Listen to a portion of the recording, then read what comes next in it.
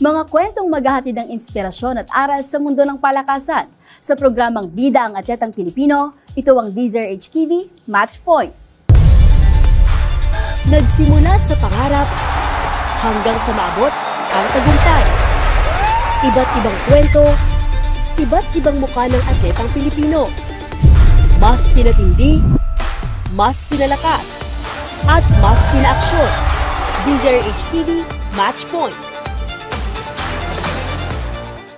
Ngayong araw, makakasama natin ang Filipino professional pool player na si Johan Badcoy Chua. Hi Johan! Welcome to Match Point. Hello Ma'am Millie. Maraming salamat po sa pag-imbita niyo sa akin dito, syempre, and magandang araw sa lahat ng mga manonood natin dyan. Thank you so much, Johan, sa pagpapaunlak sa amin ngayon dito sa Match Point. Kumusta ka ngayon? Anong pinagkakaabalahan mo? Okay naman. Training at saka yung ino-open kong pool hall ko po, sarili kong bilyaran. So, yun, Badcoy Billiards. Badcoy Billiards po. Soon na yun. Hopefully, next month, mag-open na siya. So, yeah, yun lang naman. And then, syempre, mas mostly sa training talaga. Kasi marami kaming upcoming tournaments eh. Kumusta naman yung pagiging athlete tapos ngayon business owner ka na rin? Sakto lang naman kasi sobrang thankful ko dahil sa team ko. Andyan yung wife ko, tinutulungan talaga ako. Very hands-on siya sa mga lahat ng bagay about sa business. And ako naman, talagang binibigyan niya akong time makapag-prepare sa tournaments. Recently, nag-celebrate ka ng birthday mo. Kumusta naman yun? Masaya. Sobrang masaya. Sobrang thankful na nabigyan ulit ako ng isa pang taon ulit para makasama ko yung mga mahal ko sa buhay. And siyempre, ma-showcase ko yung talent ko pa dito sa mundo. Ito, Johan, bago natin pag-usapan yung recent activities mo, balikan natin yung pinagmulan ni Badcoy. Bata ka pa lang, dinadala ka na ng dad mo sa mga pool hall. And doon ka nag-start na ma-expose sa billiards. And sa tingin mo, gano'ng kahalaga itong father and son bond na ito para ma-shape ka kung sino ka today? Malaking bagay. 9 years old ako nung unang dinala ako ng dad ko sa bilyaran. Dati boxing kasi yung sports ko eh. So hinahanap talaga niya kung ano yung saan ako mag-excel. But yun, napunta kami sa billiard. So sinusuportahan niya ako. And siya yung unang naniwala sa akin. Hindi naman ako makakarating or kung nasaan naman ako ngayon kundi dahil sa tatay ko. Kaya malaking bagay yun. And sobrang thankful ako. Although kahit na medyo nasa ano na siya ngayon, nasa mabuting kamay na siya, hindi niya man niya nakita yung mga pinangarap namin dati na naabot ko. At least alam ko na masaya siya. Alam ko masaya siya kasi talagang kaming dalawa yung una talagang nangarap nun eh. Kaming dalawa lang talaga. Pero ito, grabe pala, malalim pala yung hugot talaga kung paano ka nag-start sa billiards. Pero from boxing, anong age ka nag-start sa boxing? 7. 7? Oo, 2 years na ako nagtitraining before ako napunta sa billiards. Noon, kumpleto na ako. Tapos talagang may training na ako, nag-spar na ako with the kids na rin dati. So, aksidente lang talaga na napunta ako sa billiards. Kahit yung dad ko hindi naglalaro ng billiards. Yun palang sana yung tanong ko. Kung paano nag-come up dun sa idea na billiards? Wala lang, nanonood kami ng TV. Ako nanonood akong TV. Then nalipat ko lang yung channel sa Sky Sports during that time na which is naglalaro ng billiards yung si Mika Imonen at saka si Rabs Okay. Nung nanalo yung Finland, which is si Mika Imonen, yung nag-world champion siya, nahulog niya yung pinaka-last ball, yung 9 ball. Naging siyempre emotional siya, naluha siya doon. Then natouch ako doon. Sabi ko, bakit parang ganun? Parang natouch ako. Sa love first sight ako doon sa game. Then sabi ko, gusto kong maglaro noon. The next day, dinala na ako ng dad ko. Then from there, the rest is history na para sa akin talaga. Pero ayan, 9 years old, na-expose ka sa billiards. Pero nung 13 ka, nag-stop ka na mag-aral. Was there any moment na parang may doubt ka doon sa naging decision mo na yon? Or una pa lang talaga, klaro na sa'yo na ito na yung path na tatahakin mo? Actually, syempre, nung bata ako, nung time na yun, wala akong naiisip na may ibang tama bukod sa sarili ko. Naniniwala ako, syempre bata ako, naniniwala ako na ito yung gusto kong gawin, ito yung tama. Ayoko mag-aral, hindi siya importante. Yun yung tama, pananaw ko nung time na yun. Pero eventually, syempre, kapag tumatanda ka na, nare-realize mo na importante talaga yung pag-aaral. Kaya ngayon nga, lagi sinasabi sa mga bata, talagang huwag nyo nakakalimutan yung pag-aaral nila. Kasi syempre, malaking bagay yun eh. Yun yung bagay yung mga gamit natin na panghabang buhay yan eh. Yung billiards, nandyan lang naman yan, diba? Kung may free time ka, ibigay mo yung best time mo, diba? Para sa gusto mo talaga. Then, yun lang naman. Pero ikaw, syempre wala naman talaga sa age yung education. Ikaw ba may bala ka pa pang bumalik? Siyempre, kung ako talaga personally tatanungin, oo naman, siyempre, gusto ko talagang gawin yun kasi na-realize ko kung gaano siya ka-importante sa buhay natin. Pero like I said nga po, pag nagkakaedad na tayo, nagkakaroon tayo ng mga responsibilities, marami na rin akong iniisip na hindi ko na sobra-sobrang mabigyan ng time na kapag-aral. Pero pag nagkaroon ako ng chance, one day talagang yun ang gusto kong gawin. For now, yung priorities mo talaga as Siyempre, an adult na talaga kasi yun. siyempre may family na rin ako, di ba? Marami na rin umaasa sa akin, kaya hindi basta-basta yun. Pero ito, 2012 naman, nakatapa ka sa international scene, sa billiards. Pero recently ka lang nakapasok sa top 5. Ano ba yung changes sa mentality mo, sa mindset, sa routine ng isang bad boy? Yung ano lang talaga, yung nagpapalit lang talaga sa mindset ko is yung parang tinanong ko lang yung sarili ko na para kasi before kasi, last year, talaga yung pinaka-breakthrough ko last year, talaga 2024. Maganda yung naging performance ko. Marami akong naihatid na kampiyonato sa bansa natin. And feeling ko talaga nag-improve yung game ko. So, in a certain point in time ng first quarter of the year ng 2024, masama talaga yung laro ko. Talagang pababa talaga siya. Lahat ng sinasali akong tournament, hindi ako nakapasok na round, na-out ako kaagad. So, yung pinakahuli ko is the UK Open last year. So, pag uwi, hindi ako nakapasok doon. So, pag uwi ko, sabi ko, ano ba yung kulang? Ano ba yung problema? Kasi lagi ko lang sinasabi, pag natatalo ako, hindi, malas lang ako. Malas lang. Na-realize ko lang, hindi ako malas kasi may chances ako eh. Nakaka-travel ako, may mga sumusuporta sa akin, hindi malas yun. Baka may problema talaga sa akin. So, tinignan ko yung mga kailangan ko i-improve, like the brakes and yung safety, and syempre yung focus na rin, kasi minsan nawawala ako sa focus kung naglalaro. Feeling ko yun nagkakos ng mga talo ko, which is yun talaga, na hindi ko siya na-realize last year. Kasi nga, parang, since nanalo kami ni James Aranas ng World Cup pool ng 2023, sa sarili ko, parang nagkaroon ako ng ego na, ito na ako. Diba? Parang ito na ako ngayon. Sa sarili ko lang naman siya. Then, parang hindi ko na nakita yung ibang other side na marami pa pala akong kailangan i-improve. Hindi lang pala ganyan. Hindi porket nanalo ka lang na isang tournament na malaki. Yun na yun. Diba? It's a never-ending puzzle itong billiards eh. So, yun yung na-realize ko. Yun yung talaga nagpa-switch sa akin na tinanong ko sa sarili ko, ano yung mga problema? Bakit ako natalo? Kasi kung chance lang, may chance ako, nandun ako. Bakit ako natalo? Bakit mas magaling yung player na yun sa akin? Mga ganun-ganun lang, mga question sa sarili. And yun, hindi ko akalain na bibigyan ako ni God ng sobrang bilis na result. Kasi pagkatapos nun, next month, the following month, naglaro kami ng World 9 Ball sa Jeddah. Nag-third place ka agad ako sa World Championship, nakakuha ako ng bronze. And from there, talagang sabi ko, ganito pala yung feeling na ito pala. Kahit na nag-bronze ako nun, hindi ako nagsettle na, karating na naman ako naka-podium na naman, finish na naman ako. Hindi, sabi ko, hindi, may kulang pa. Sige, ano yung naging reason ba't ako natalo during that time? So, yun lang naman, the rest, so on. And yun, ang dami, maganda hanggang sa naipanalo ko yung first major ko sa World 9 Ball Tour, yung Hanoi Open last year. And of course, yung Reyes Cup. Ayun, Reyes Cup. Pero before tayong mag-proceed sa Reyes Cup, yung 2024 mo, based sa mga kwento mo, grabe pala. Para siyang roller coaster, no? Pero ang maganda doon, nakapag-reflect ka, na-analyze mo agad ano ba yung dapat mong i-improve. And with everything na nangyari ng 2024, ano ba yung lesson na tumatak sa'yo na dinala mo ngayong 2025? Kasi parang earlier this year, parang sinabi mo na meron ka ng shift in mindset.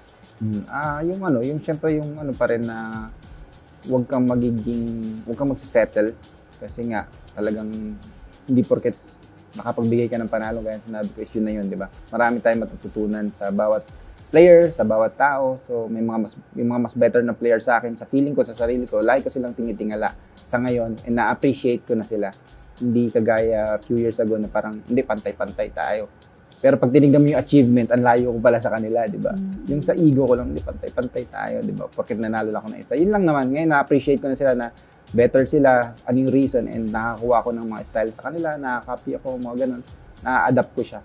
Kumbaga, natututo ka na from other players. Oo. Na dati, hindi kasi nga parang one-sided lang ako. Magaling ako, ito ako. Ako lang ang magaling sa mundo. Parang yun ang paniniwala ko sa sarili ko. Which maganda, is hindi ganun siya. Na nagkaroon ka ng character development talaga. And may growth ka talaga, lalo na this year, na makikita namin yun ngayon 2025. And ito, Johan, ayun nga, marami ka ng tournaments na nasalihan at isa doon yung Reyes Cup. Na isa talaga sa na-witness ko, nandun ako nung nanalo kayo. It's not just about winning. It's about winning in front of a Filipino crowd. And of course, ang head coach mo pa noon ay si The Magician, Efren Bata Reyes. Pwede mo bang kwentuhan kami doon sa milestone na yun? Una nga, hindi ko pa naisip yung panalo eh. Nung the moment na-announce ako na makakapasok ako through ranking, na-invite na ako na as a team, nandun ako sa player sa team, sobrang saya ko na. Kasi yun yung, syempre, pinapangarap lang ng lahat yung Reyes Cup eh. Tsaka kauna-unahan yun. O kauna-unahan na mangyari siya kasi sobrang tagal na pinapangarap ng tao. Ano naman, Asia versus ano naman, ganito, ganyan, Europe or America. Hindi nangyayari for the longest time. So, ngayon nangyari yun. So, sobrang thankful kami na nangyari siya. And para sa akin, makapasok in the very first team, parang yun yung unang roster ng team na talagang tatatak yun sa history. Sobrang saya ko. Nung nandun naman ako, nung alam ko na nandun ako, the next naman na naging goal ko is kailangan na maipanalo namin ito, mabigay namin yung best namin kasi para ma-prove natin ulit na dito pa rin sa Asia yung pinakamagaling when it comes to billiards. Kasi lalo na para sa akin, sa atin na Filipino, alam natin na when it comes to billiards, walang ibang papasok sa isip ng kahit sinong tao sa mundo is kundi si Ersan Batares lang. Nandito siya nanggaling sa bansa natin. So malaking bagay siya sa amin, sa atin na maipanalo natin yung very first event na yun. Pero ito, yun napansin ko rin nung Reyes Cup, grabe yung suporta sa'yo, specifically ng mga tao, grabe yung cheer. Of course, considering naman na it's Team Philippines, di ba? Support. Pero every time na ikaw na yung sumasalang, grabe yung cheer sa'yo ng mga tao. Anong nafe-feel mo every time na may ganun? Sobrang saya kasi syempre na kahit paano na-acknowledge na ako ng tao and na-showcase ko yung talent ko sa kanila, na-entertain ko sila. Yun lang naman yung goal ko sa ngayon is makapagbigay ng karangalan and ma-entertain ko yung mga taong naniniwala at nagmamahal ng sports na to. Ito, Johan, kilala ka nung mga kabataan bilang Kuya Johan. Pero ano ba yung mensahe na gusto mong ibigay dun sa mga aspiring Q artists na gustong sumunod dun sa yapak mo? Siyempre, unang-una, huwag nyo lang kakalimutan yung pag-aaral. Kaya nasabi ko kanina, sobrang importante niyan. And mas more on siguro mag-focus sila sa tournaments instead of other things sa billiards. Kasi dito sa Pilipinas, naging culture na natin na pag sinabi mong billiards, parang nagiging sugal siya. Diba? Nagiging sugal siya. So, hindi mo yun kailangan para mo ma-prove yung galing mo, totoong talent mo talaga sa tournaments. Kasi magkaibang level yan, magkaibang magkaibang ambience, magkaibang mga audience. So, focus ka doon. Kung may pangarap ka, gusto mong mag-champion, doon ka lang. Hindi mo kailangan yung sugal para ka gumaling or para mo ma-prove sa sarili mo na magaling ka. Di ba? Thank you so much for that message, Johan. Ito, ikaw personally naman, sa tingin mo, paano mo gustong maalala ng mga tao, hindi lang bilang champion, kundi bilang athlete?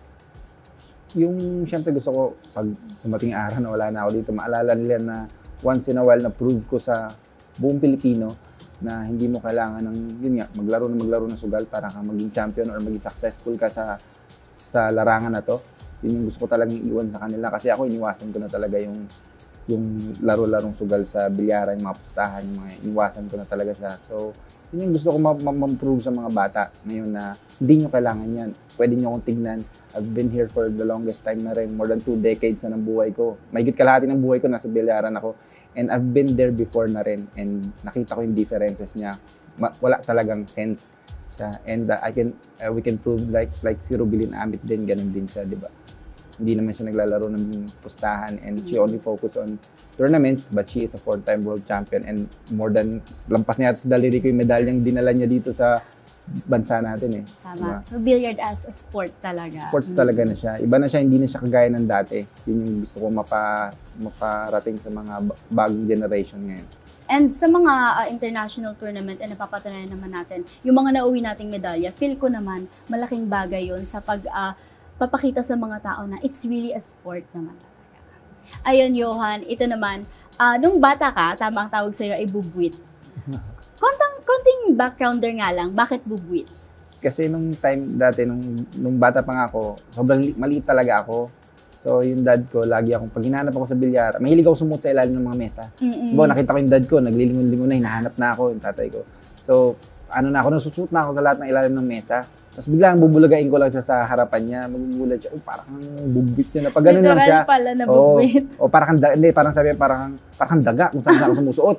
Pero maliit ka, bubwit ka na lang, yan na lang yung naging nickname mo. So nakilala talaga ako na bubwit talaga nag-change lang naman siya nung 2019 na naging international, nakikilala na ako sa international, nahirapan na ako explain sa kanila kung paano yung bubwit. Kasi dito lang naman sa Pilipinas yun. So nag-shift ka ito bad boy. Ano naman yung bad boy? Saan naman galing yung bad boy? Yun naman siya, Chinese myth siya, nabasa namin na parang it's about ako'y lang siya na, alam mo, hindi siya sumuko sa buhay niya, na-rewardan siya sa Dragon Gate lang sa Yellow River, kung alam niyo yung Chinese net. So yun lang naman siya. Parang inano ko lang yung sarili ko doon na yun nga, na ganun, hindi sumuko sa buhay, na nagkaroon ng reward in the end. And syempre, hindi ko lang tinanggal yung, dinagdagan ko lang ng bad kasi hindi naman talaga ako mabuting bata. Yung bata ako, marami akong kalokohan na nagawa. Pero ngayon, nagpapakabuti na. Ito naman, Johan, na open mo na yung kay Bubwit. Sa tingin mo, kung makikita ka ng Bubwit version mo, rank number 5, major title holder, Reyes Cup champion, ano sa tingin mo yung sasabihin niya? Siguro, thank you na in-upgrade ko yung dating ako. Kasi talagang feeling ko nung time na yan, nung nandun pa ako, talagang papunta ako sa wala eh. Naniniwala ako, papunta na ako kasi naliligaw na ako ng landas eh. Marami na ako nagagawang hindi maganda. And talagang papunta na siya sa wala talaga. Kaya yun, siguro kung magkikita kami ulit ng dating ako as a Bubwit, siguro magte-thank you sa akin. Sa'yo.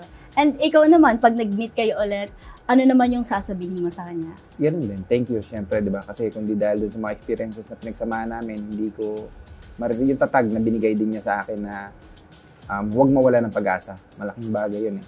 Yun talaga yung naging ano ko nun na kahit na ganun, lagi akong naniniwala na darating isang araw na makakaahon din and masishowcase ko pa rin sa mundo yung talent ko talaga. Ito, Badgoy, nandyan ka na. Tinitingala ka ng mga kabataan, ng mga aspiring Q artist.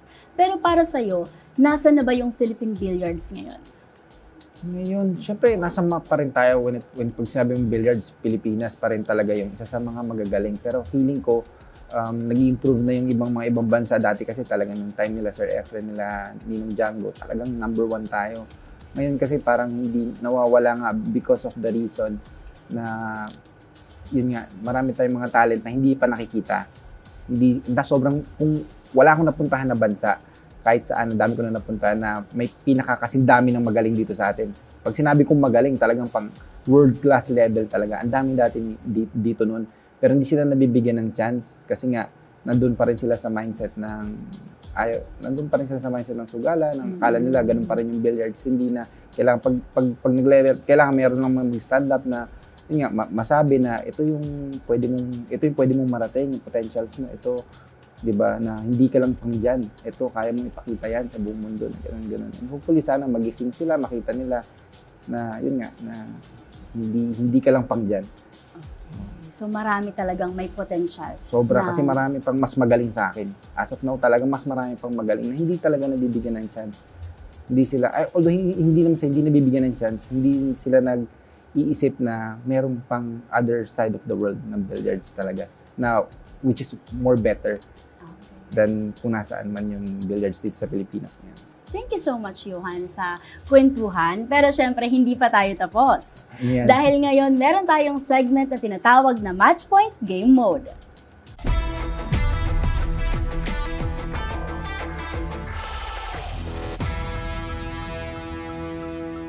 At para sa episode ngayon, ang ating magiging munting game ay tatawaging Q&A. I have here questions na mix ng light, Q-related at personality questions na rin. And you have to answer it as fast as you can. Okay? Ready ka na, Johan? Ready na, sige. Kaya mo to, ready ka na? Sige. Okay. First, 9 ball or 10 ball? 9 ball. Sino ang iyong billiard idol? Mika Emunen. Hardest player you've ever faced? Carlo Viado. Okay. Best billiard city in the world? Manila. Favorite tournament win? Hanoi Open. Dream match, you versus? Coping. Okay. Best advice you received in pool? Pakabuti. Okay. Weakness you're still working on? Safety. How do you celebrate after a win? Maligo. Okay. Bubwit or Badgoy? Bubwit. You win a big tournament, unang binibili mo? Relo. Wow! Investment. Yeah. Favorite Pinoy sports personality outside billiards? Michael Jordan. Okay. If not billiards, hindi.